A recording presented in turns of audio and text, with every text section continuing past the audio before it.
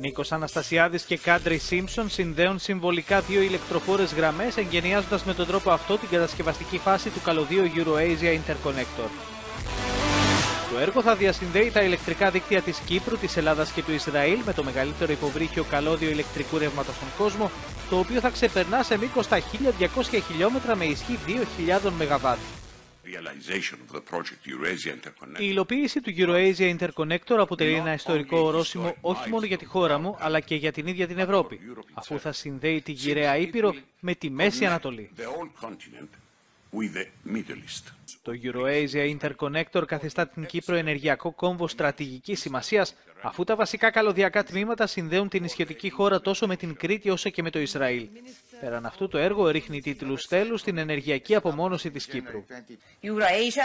Το EuroAsia Interconnector επιτελεί ένα μεγάλο εύρος στόχων. Κατά πρώτον, τερματίζει την ηλεκτρική απομόνωση της Κύπρου από την ευρωπαϊκή αγορά. Ένα διασυνδεδεμένο ηλεκτρικό σύστημα είναι ουσιώδες για την ασφάλεια προμηθειών και την ενσωμάτωση των ανανεώσιμων πηγών ενέργειας στο δίκτυο.